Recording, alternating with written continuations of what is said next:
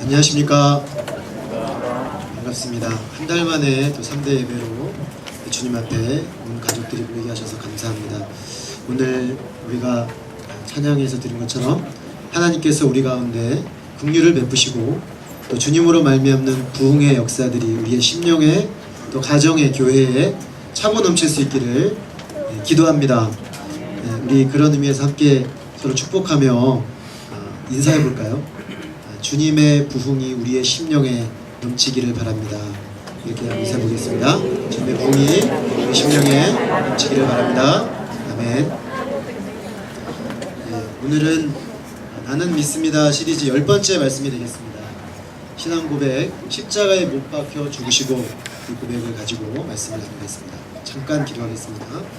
사랑하는 아버지 하나님, 우리의 일상의 분주한 마음과 또 인생의 무거운 짐들을 주님 앞에 가지고 나와서 내려놓고 우리 주님께 우리의 마음과 시선을 집중하며 하나님께서 우리에게 주시고자 하시는 말씀과 생명의 성령의 능력을 덧입기를 사모하여 이 시간 나와 주님을 찬양하며 경배하게 하시니 감사합니다. 하나님 아버지, 이 시간에 우리 모든 로덴나무 교회 가족들이 3대가 함께 모여 주님께 예배드리는 이 예배를 기뻐 받아주시고, 주님, 우리가 이 예배할 뿐만 아니라 이렇게 신앙이 대와 대를 넘어서 더 깊고 풍성하게 전달될 수 있는 주님의 공동체로 계속해서 세워주옵시기를 간절히 기도합니다. 하나님, 우리가 매주 주님 앞에 고백하는 신앙의 고백들을 한 달에 한 번씩 깊이 있게 상고하고 있습니다. 오늘 우리의 매주 드리는 고백 중에 예수 그리스도의 십자가의 죽음의 의미를 다시금 새기기를 원하오니 성령님께서 동행하여 주셔서 우리의 심령에 말씀하여 주시고 십자가의 은총으로 역사하여 주옵시기를 간절히 기도합니다. 이 시간을 주님께 의지하며 종은 예수 그리스도 이름으로 기도했습니다. 아멘. 오늘 십자가에 못 박혀 죽으시고 라는 우리의 신앙 고백을 살펴보겠습니다. 우리가 사도신경에서 나는 믿습니다 라는 크레도라는 고백을 하고 있습니다. 크게 네 부분으로 나뉘어 볼 수 있다고 말씀드렸습니다. 성부 하나님, 성자 예수님, 성령 하나님, 그리고 교회와 종말에 대하여 우리는 신앙 고백을 하고 있습니다. 그 중에서 저희가 지금 성자 예수님에 대해서 살펴보고 있습니다. 넘겨주세요. 성자 예수님에 대해서 우리가 하는 신앙 고백은 크게 두 가지라고 했죠. 첫 번째는 예수님은 누구신가? 그래서 그는 그 외아들 우리 주 예수 그리스도시다. 이런 고백을 저희가 살펴보았습니다. 그러면 이 예수님은 무엇을 하셨는가? 그의 사역에 대해서 저희가 순서대로 보고 있는데요. 그 세 번째 시간이 되겠습니다. 십자가에 못 박혀 죽으신 예수님의 그 사역의 의미에 대해서 보려고 합니다. 넘겨주세요. 오늘 이 십자가의 의미를 보기 전에 영상을 하나 준비한 영상을 좀 보도록 하겠습니다.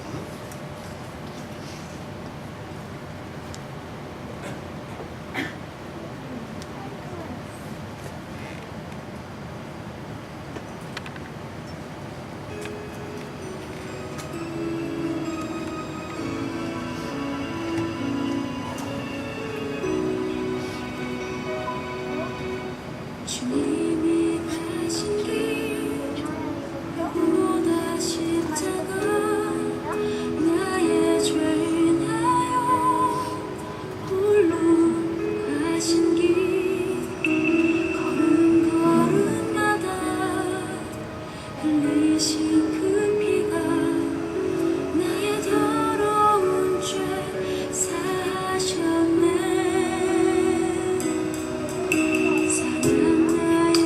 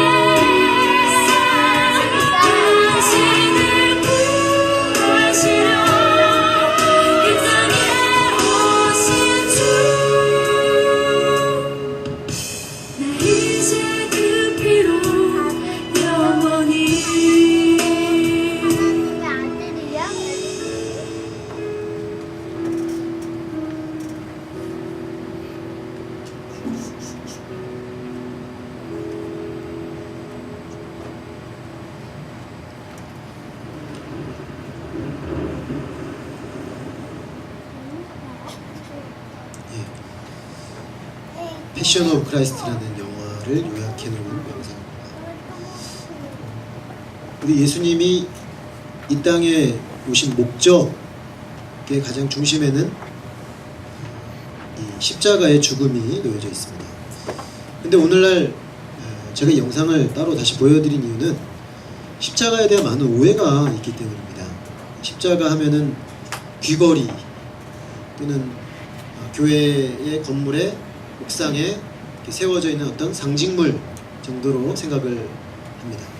그러나 실제 원래 십자가는 사형틀이었습니다. 사형틀. 큰 죄를 범한 사람을 사형시킬 때 사용하는 사형의 도구였습니다. 그리고 고대 사회에서 인간을 사형에 처할 때 취할 수 있는 가장 비극적인 사형 방법이라고 볼 수가 있습니다. 왜냐하면 다른 사형 방법들, 예를 들어서 목을 매단다든가 또 목을 친다든가 또 우리 동양에 있었던 여러 가지 그런 그 형벌들을 보면은 마지막 자비가 있습니다. 그게 뭐냐면 가장 빠른 시간 안에 죽을 수 있도록 해준다는 거죠.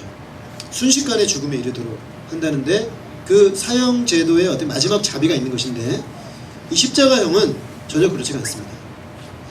죽는 순간까지 인간이 겪을 수 있는 모든 고통을 다 겪고 결국에는 온몸에서 물과 피와 진액이 다 빠져나가서 마지막 심장이 터져서 죽는, 인간이 이 지상에서 맛볼 수 있는 모든 고통을 다 맛보고 죽는 죽음이라는 점에서 가장 잔인한 사형법입니다. 실제로 유대인들은 이 사형법을 사용하지 않았습니다. 유대인들이 사용한 사형법에 의하면 돌에 맞아서 죽거나 목을 매달아서 죽이는 것이 있었는데 유대인들에게 있어서 특별히 나무에 달려서 죽는 것은 저주받은 죽음이었습니다. 신명기 21장 23절에 보면은 나무에 달린 자는 하나님께 저주를 받은 자다. 그러므로 십자가에 못 박혀 돌아가신 예수님의 형상을 보면서, 예수님의 모습을 보면서 당대 유대인들은 하나님께 저주받은 죽음으로 인식했을 것이다 라는 것입니다. 십자가는 사실 굉장히 무서울 뿐만 아니라 수치스러운 형틀이라고 볼 수 있습니다. 왜냐하면 고대 사회 십자가는 정치적인 그 반역자들 또는 반사회적인 범죄자들에게만 하는 형벌이었는데 그 형틀에 매달아 놓고 최대한 오랫동안 수치감을 준 다음에 비참하게 죽게 만드는 형벌입니다. 실제로 반사회적이거나 반역을 하는 범죄는 한 나라를 전복시키는 범죄이기 때문에 매우 심각하게 다룰 수밖에 없었던 것입니다. 십자가가 얼마나 악한 무서운 형틀이었는지 키케로라는 로마의 사상가가 이런 말을 한 적이 있습니다. 로마 시민들은 십자가는 말조차도 입에 담으려고 하지 않으며 십자가에 대해 듣거나 보거나 생각하는 것도 피하려고 한다. 그러니까 십자가라는 것이 그렇게 매력 있는 게 아니고 십자가라는 것이 그렇게 쉽게 접근할 수 있는 것이 전혀 아니었다는 것이죠. 로마 시민이 아닌 사람들에게 그저 처벌하는 도구로 사용된 그런 형틀이었다, 이렇게 볼 수가 있겠습니다. 자, 그러면은 왜 예수님이 십자가에 못 박히셔야 했는가, 그 의미를 우리가 살펴보기 위해서 먼저 예수님의 십자가의 현장을 잠깐 좀 살펴보겠습니다. 먼저 예수님은 빌라도가 저희가 2달 전에 살펴보았던 것처럼 아무 죄가 없으신 상황인 것을 분명하게 알고 손을 씻으면서 나는 이 피에 대해 책임이 없다라고 변명을 하며 예수님을 십자가에 내어 주었습니다. 예수님은 공적으로 무죄였지만 빌라도의 정치적 타협의 산물로 십자가에 내어지게 된 것이죠. 이제 십자가에 내어지면서 이 군병들이 예수님을 십자가에 못 박기 전에 희롱을 하는 장면이 나옵니다. 군병들이 예수님을 조롱하는데 먼저 옷을 벗깁니다. 예수님이 입고 있던 통으로 된 그 세마포 옷을 벗기고, 그 다음에 흉포, 그 빨간색 왕들에게 입히는 옷을 흉내내는, 왜냐하면 예수님의 죄목이 유대인의 왕이라는 죄목을 가지고 있었기 때문에 조롱하는 거죠. 왕이라며? 그러면서 그 앞에서 유대인의 왕이여 평안할지어다, 이렇게 조롱하는 말로 예수님을 조롱했습니다. 그리고 왕이니까 왕관도 있어야 되지 않을까? 그렇게 생각을 해서 가시로 엮은 가시관으로 예수님의 머리에 씌웠습니다. 이 가시는 그 중근동 지방에 아주 많이 나는 그 나무에서 나온 것인데 끝이 아주 날카롭고 이 정도 길이가 되는 가시 아니었습니다. 그러므로 그 가시가 머리에 표피를 찌르고 들어가서 모든 머리의 근육들을 잘라서 피를 흐르게 만들었을 것입니다. 그리고 나서는 갈대를 가지고 와서 툭툭 치면서 사람을 희롱했습니다. 사실 사람이 가장 모멸감이 드는 때가 언제냐면 얼굴 부위를 칠 때 모멸감이 느껴집니다. 근데 얼굴 부위를 쳐도 아주 희롱하는 태도로 갈대로 툭툭 치면 인간으로서 정말 깊은 자기 모멸감에 빠질 수밖에 없습니다. 예수님은 이런 대우를 받아야 될 이유가 없는 분이죠. 실제로 무죄하신, 인간적으로 봤을 때도 무죄하시고, 사실은 이분은 이 온 우주 만물의 통치자여 주권자이신 왕이신데 사실은 그 자리에 그렇게 아무 받아야 될 이유가 없음에도 불구하고 그런 멸시를 받으신 것입니다. 그리고 침을 뱉었습니다. 사실은 치는 것도 모자라서 침까지 뱉었다는 것은 인간으로 받을 수 있는 가장 큰 모욕, 조롱을 받았다는 것을 알 수가 있습니다. 우리가 사람들이 또 친구들이 나를 조롱하고 놀리면 되게 기분이 안 좋지 않습니까? 제가 최근에 우리 집에 우리 아들이 학교에서 그런 사건이 있었거든요. 친구가 수업 시간 내내 놀렸어요. 수업 시간 내내 놀려가지고 참다 결국 한방 끝날 때 먹였죠. 그게 얼마나 참기 힘들어요. 사람이 사실은 주먹으로 치는 것보다 더 힘든 게 뭐냐면 말로 조롱하고 툭툭 치고 그래도 정말 굉장히 힘듭니다. 예수님은 지금 그런 기본적으로 인간으로서 깊은 모멸감의 상태에 처해지셨다는 거죠. 자, 그런데 예수님이 십자가에 이런 상태에서 이제 전날 밤새도록 잠을 자지 못하고 새벽녘에 재판을 받게 한 다음에 십자가에 못 박히기 전에 채찍에 맞아서 온몸이 거의 걸레처럼 만신창이가 된 상태로 십자가를 지고 가야 했습니다. 그 십자가의 무게는 통상 70kg 정도 나가는 무게였다고 보시면 되겠습니다. 그러니까 제 몸무게 정도 되는 아주 무거운 나무죠. 그러니까 그거를 메고 가려고 하니까 예수님이 메고 갈 수가 없어서 결국에는 메고 가다가 구레네 시몬이라는 사람이 대신 지고 갑니다. 그리고 마침내 십자가 형태를 세우는 자리에 가서 눕혀서 양 손목과 발목을 포개 놓은 지역에 세 군데에 큰 대못으로 이 정도 되는 길이에 두께는 이 정도 되는 못을 박아서 고정했습니다. 그런 다음에 이 십자가를 아까 그 영상에서 보신 것처럼 잡아 올려서 구덩이에 쾅 내려 찢는 순간 중력이 아래로 쏠리기 때문에 온 몸에 마디마디 이 모든 이 모세혈관이 통하는 그 감각기관들이 온몸으로 고통할 수밖에 없는 상황이었습니다. 십자가에 올라가 있는 그 상황에서도 사람이 본능적으로 몸이 아래로 쏠리기 때문에 내려가면 이 못을 박은 부위가 찢어져 내려갈 수밖에 없습니다. 본능적으로 사람이 몸을 올리겠죠. 올리게 되면 잠깐 고통이 없어지지만 또 곧 중력에 의해서 몸이 내려가고 이런 상태로 계속 몸이 찢어지고 그 부위에서는 피가 쏟아지고 물이 쏟아지고 상처가 점점 깊어지는, 그래서 결국 점점 죽어가는 그런 상태가 됩니다. 자, 이런 상황에서 인간이 구할 수 있는 마지막 자비가 뭘까요? 둘 중에 하나일 겁니다. 빨리 죽는 거나 아니면 잠깐이라도 마취제를 쓰는 거죠. 실제로 사형수들에게 마취제를 많이 썼습니다. 여기 보시면 쓸개 탄 포도주를 줬는데 쓸개를 탄 포도주를 주면 일종의 마취제 기능이 있어가지고 고통을 느낄 수가 없습니다. 그래서 몸이 상하고 죽어가고 있지만 자기는 고통을 느끼지 않은 채로 죽을 수 있는 마지막 자비라고 볼 수 있는데 예수님은 이 마취제를 거절하셨습니다. 왜냐하면 주님께서 우리 인간이 당해야 될 죄의 결과의 모든 그 고난의 대가를 자기의 온몸으로 하나도 빼지 않고 다 감당하기를 원하셨기 때문입니다. 예수님에 대한 조롱은 십자가 위에서도 멈추지 않았습니다. 사람들이 참 잔인한 것이 예수님을 십자가에 못 박아놓고 그 밑에서 로마 군병들은 예수님의 옷을 찢어서 제비를 뽑았습니다. 왜냐하면 자기 문제가 아닙니다. 이게 인간의 무관심과 이기심과 자기중심성입니다. 그 잔인한 로마 군병들은 사실은 로마가 지배하는 모든 지역들을 다니며 적들을 칼로 찍어서 죽임으로 자기 발 아래 굽히는 사람들이었습니다. 이 사람들에게는 잔인함이 없습니다. 자비심이 없습니다. 그래서 내가 이 사람을 칠 때, 내가 이 사람에게 어떤 가해를 가할 때 어떤 고통을 받을지, 어떤 아픔이 있을지 생각을 하지 못하는 거죠. 그래서 결국 그 밑에서 태연하게 옷을 제비 뽑는 무정하고 무자비하고 이기적인 인간의 면모가 이 십자가 현장에 드러납니다. 그런데 이 십자가의 그 위에는 인리라고 해서 유대인의 왕이라는 죄패가 붙었습니다.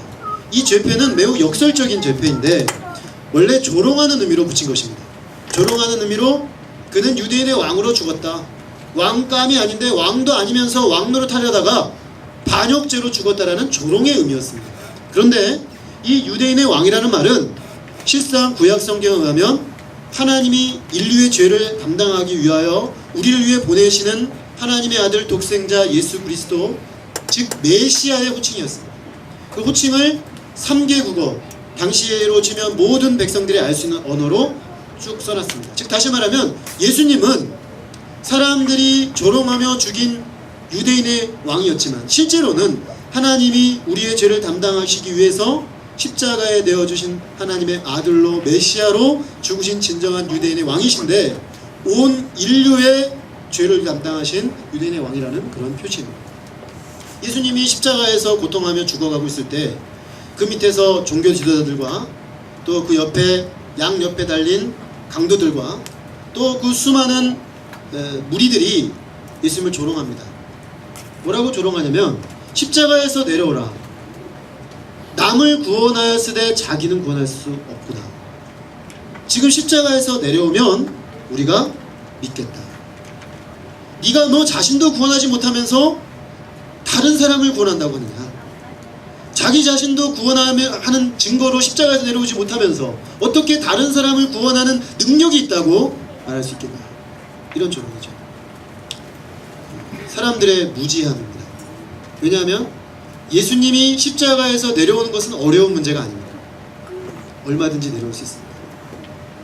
그러나 예수님께서 십자가에서 내려와서 자기를 구원하시면 우리가 구원받을 길이 없습니다. 죄인들이 하나님 앞에 받아들여질 길이 없습니다. 죄인들이 하나님과 화해를 하고 새롭게 삶을 살 수 있는 기회가 막히게 되는 것이죠. 그러므로 예수님은 자기를 구원하지 아니하심으로 우리를 구원하신 분이셨습니다. 자기를 희생함으로써 우리를 살린 분이셨습니다. 그러므로 예수님은 끝까지 욕설과 비방과 조롱과 희롱과 모욕을 끝까지 다 담당하셨습니다. 넘겨주세요. 그리고 이제 십자가에서 예수님이 하신 마지막 말을 마태복음에서는 우리들에게 보여주고 있습니다.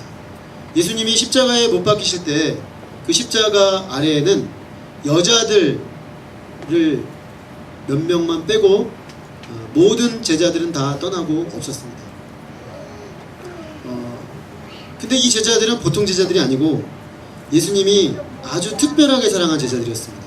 3년 반 동안 동고동락하며 모든 것을 가르쳐주고 모든 것을 보여주고 모든 것을 공유하고 모든 것을 나눠주었던 예수님이 모든 것을 쏟아부어 사랑했던 사랑의 대상들이었습니다. 그런데 예수님이 십자가에 못 박히는 그 시간에 제자들 그 누구도 거기에 없었습니다. 심지어 예수님이 예수님을 배반하지 않을 거라고 맹세까지 해가며 자기를 주장했던 베드로는 예수님을 3번 부인하고 절망하여 어디론가 숨어버렸습니다. 그리고 예수님은 마침내 모든 인간들에게 버림을 받고 조롱을 받은 그 상황에서 마지막으로 하나님께마저 외면을 당하시고 버림을 받으셨습니다. 그 사실을 주님께서 이렇게 말씀하셨습니다. 엘리 엘리 라마 사박다니. 엘리 나의 하나님 어찌하여 나를 버리셨습니까? 예수님은 영원전부터 성부 하나님과 절대적인 연합과 사랑의 관계에 있으셨던 그런 분이셨습니다. 한 번도 성부 하나님과의 연합이 깨뜨려져 본 적이 없는 친밀한 관계의 사랑의 관계를 누리던 분이셨는데 이 순간 예수님은 그 관계의 단절을 경험하셨습니다. 그래서 한 번도 경험해보지 못했던 단절을 경험하고 이제는 예수님은 홀로 죄의 저주 가운데 남겨지게 된 것입니다. 그리고 마지막 거친 호흡을 몰아쉬시고 임종하셨습니다. 자, 그러면 이런 예수님의 십자가의 그 현장을 우리가 살펴보게 되었는데 예수님이 이렇게 십자가에 돌아가시고 나서 일어난 일에 대해서 마태복음은 세 가지로 설명을 해주고 있습니다. 첫 번째는 성소의 휘장이 찢어졌고요. 두 번째는 일시적이지만 예루살렘의 무덤들이 열려서 죽은 자들이 걸어 나와 돌아다니는 일들이 벌어졌습니다. 세 번째로는 그 모든 사형 집행 과정을 주도했던 로마의 군대 장관 백부장이 놀라운 고백을 했다는 것입니다. 이 세 가지 사건은 모두 다 한 가지 단어로 요약할 수 있는데 열렸다는 것입니다. 첫 번째는 성소의 휘장이 찢어짐으로 하늘이 열렸고, 두 번째는 무덤이 열렸고, 세 번째는 백부장의 영적 시야가 열렸습니다. 십자가는 성소의 휘장을 찢어버렸는데 성소는 구약의 이스라엘 백성들이 제한적인 하나님의 원리를 따라서 하나님을 만나던 장소였습니다. 그런데 하나님을 만나는 장소인 성소는 성소와 지성소 사이에 최종적으로 하나님과 인간 사이의 단절을 상징하는 휘장이 있었습니다. 이 휘장은 사선으로 짜여져 있는 휘장이었는데 절대로 밑에서 찢을 수가 없습니다. 그런데 이때의 휘장은 위에서부터 아래로 찢어졌습니다. 하나님께서 친히 찢으신 것입니다. 왜냐하면 예수님께서 하나님과 인간 사이에 있는 죄의 장벽을 친히 예수님의 십자가의 희생으로 말미암아 찢어버리신 것입니다. 그래서 하나님께 나아가는 길이 생겼습니다. 하늘이 열리고 하늘이 이 땅에 예수님의 십자가로 말미암아 임하게 되었습니다. 그래서 이제 예수 그리스도를 믿는 사람은 이 땅에서 하늘의 하나님을 경험하고 믿고 누릴 수 있는 놀라운 은혜와 특권이 열리게 되었습니다.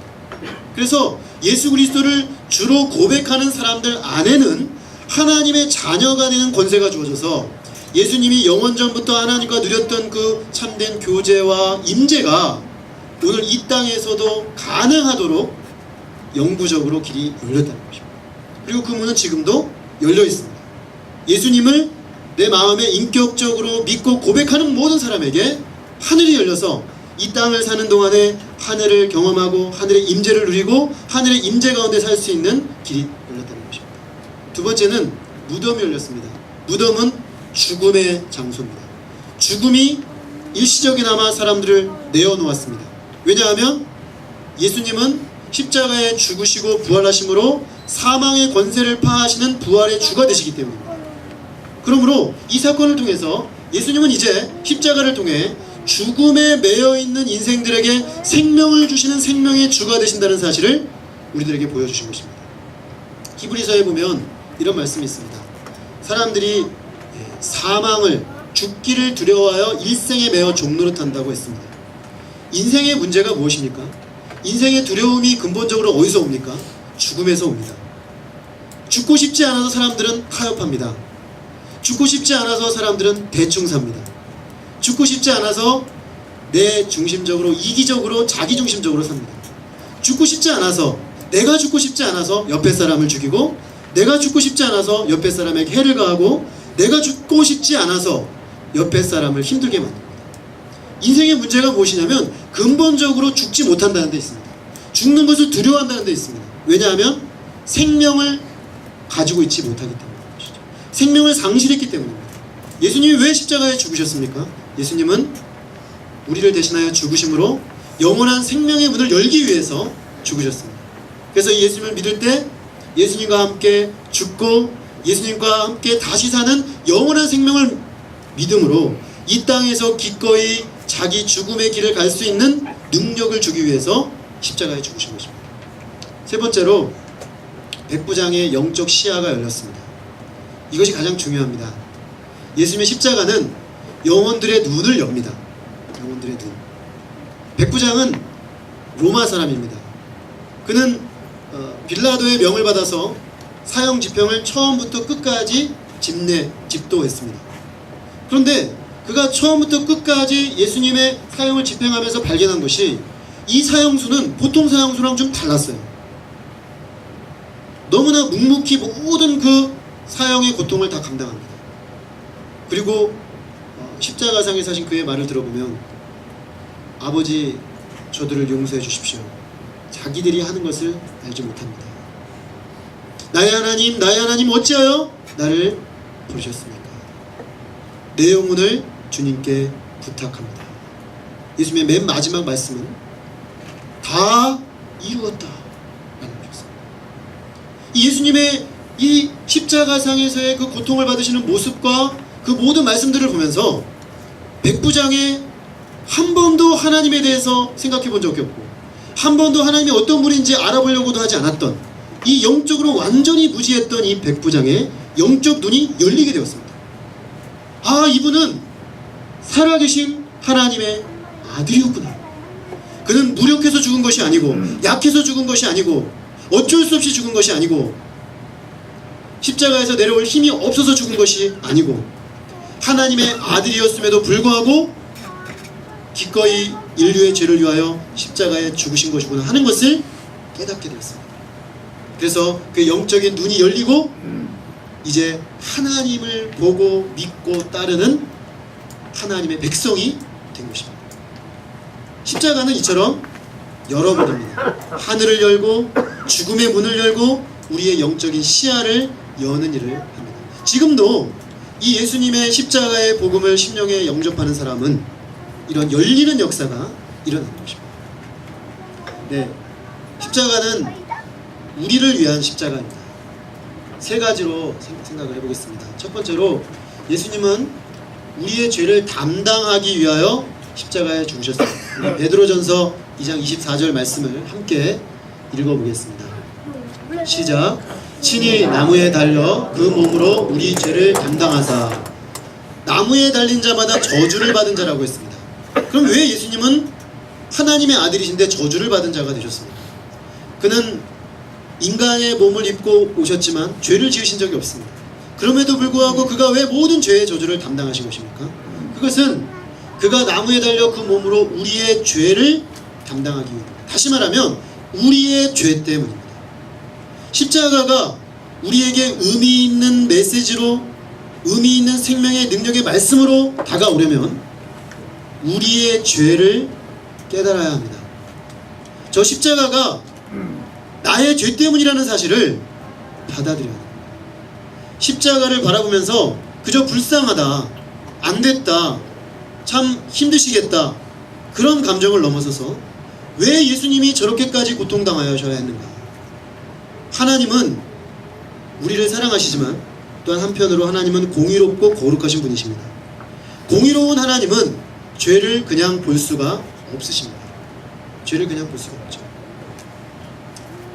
그래서 공의대로 죄를 심판하실 수밖에 없습니다. 그런데 이 하나님에게는 딜레마가 있습니다.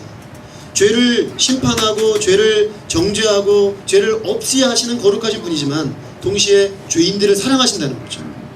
사랑하신다는 거죠. 기말고사가 되면은 대학교 학생들은 교수님들을 많이 찾아간다고 그럽니다. 많이 찾아가가지고 교수님한테 그런 요청을 많이 한답니다. 특히 이제 간당간당하게 F를 맞은 친구들은 살려달라고 이제 교수님에게 요청을 하는 거죠. 교수님 한 번만 봐주십시오. 몇 점만 올려주셔서 제발 F만 권총만 차지 않게 해주세요. 이제 이렇게 부탁을 합니다. 근데 그 손봉호 교수님이 한 얘기인데요. 한 번은 한 학생이 자기를 찾아왔더랍니다. 이분이 서울대 사회교육학과 가르치실 때 찾아왔는데 그래서 너무 안 돼서 마음이 안 돼서 그래 그럼 보자. 그리고 시험지를 봤대요. 시험지를 봤는데 아무리 점수를 짜내려고 해도 도저히 아무리 짜내려고 해도 이건 낙제인 거예요. 그러면서 이분이 이런 말을 했답니다. 너가 교수의 고통을 아느냐? 응? 교수의 고통을 아느냐? 교수들이 학생들에게 F 죽기를 원할 것 같으냐? 아니다. 할 수 있으면 살리고 싶다. 근데 너의 시험지를 보아라. 이 처참한 시험지를 아무리 살리려고 내가 고민을 하고 또 고민을 해도 건덕지가 없다. 너에게 낙제를 주지 않을 건덕지가 여기 없다. 내용이 없다. 그런 얘기를 했다고 합니다. 마치 하나님이 우리 인간을 보실 때 딱 그와 같다는 거죠. 하나님이 우리를 의롭다고 해주고 싶으시고 우리를 정말 행위와 삶을 볼 때 하나님 앞에 합당하다라고 말해주고 싶은데 하나님의 그 기준을 가지고 채점을 해보니까 아무리 생각하고 아무리 따져보아도 낙제라는 거예요. 그러니 이 인간의 이 하나님 앞에서의 심각한 죄의 문제를 해결하기 위해서 하나님은 심각한 딜레마에 빠질 수밖에 없었던 것입니다. 그래서 하나님이 결국에는 찾으신 방법이 자신의 아들을 우리를 위해 내어주셔서 우리의 모든 죄를 그가 담당하도록 하셨다는 것입니다. 십자가를 볼 때 우리는 죄가 매우 심각하다는 것을 깨닫습니다. 우리는 죄를 물 먹듯이 밥 먹듯이 짓습니다. 아무 생각 없이 짓습니다. 그리고 돌아서면 뭐 하나님 용서해 주시겠지? 쉽게 생각합니다. 그러나 십자가를 볼 때 결코 죄는 그런 것이 아닙니다. 죄 짓고 잠깐 돌아서면 내가 회복되겠지 생각하지만 죄는 우리를 잡고 우리를 사망까지 끌고 들어가는 강력한 능력이 있습니다. 그리고 죄의 삭은 사망이라 생명을 대가로 치르기 전까지는 죄는 그 결과를 그 대가를 회복할 수가 없는 것입니다. 그러므로 결국 생명의 대가를 치르시는 예수님의 십자가의 죽으심으로 예수님은 우리의 죄를 담당하셨습니다.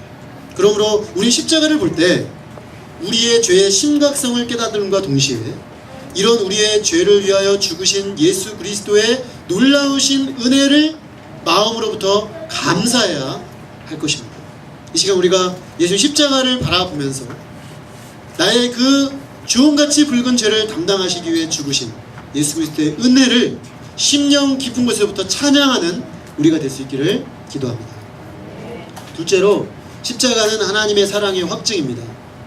왜 예수님이 아무리 그 고통스러운 자리, 아무리 하나님의 명령이고 하나님의 뜻이고 인간을 구원하기 위한 유일한 방법이라고 하지만 어떻게 끝까지 그 십자가를 감당하셨습니까?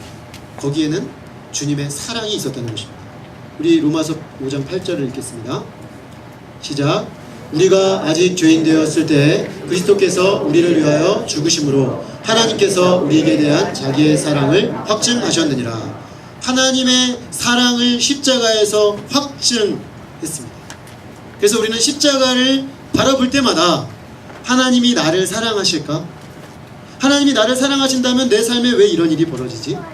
하나님을 사랑하신다면 내 인생에 왜 이런 일이 벌어지지라는 질문이 들 때마다 우리는 십자가에 가야 합니다. 왜냐하면 주님은 십자가에서 우리를 얼마나 사랑하시는지 이미 도장 찍듯이 딱 꾹 찍어 놓으셨습니다. 그래서 거기 가서 우리는 다시금 주님의 십자가의 사랑 앞에 감사하고 그 사랑을 확인하고 하나님의 사랑의 기초에서 내 인생을 다시 해석하는 것입니다. 하나님이 사랑하심에도 불구하고 나를 이렇게 두신 데에는 어떤 선한 뜻이 있을 거야. 하나님이 나를 사랑하시기 때문에 때로 나에게는 어려움을 주신 일도 있을 거야 라고 우리는 인생을 다시금 재해석하게 되는 것입니다. 그래서 하나님의 사랑 때문에 넉넉히 우리의 삶의 어려움들과 문제들을 이길 수 있는 힘을 얻게 되는 것입니다. 마지막으로 예수님의 십자가는 우리를 고치는 능력이 있습니다. 이사야서 53장 5절 말씀입니다. 함께 읽겠습니다. 시작. 그가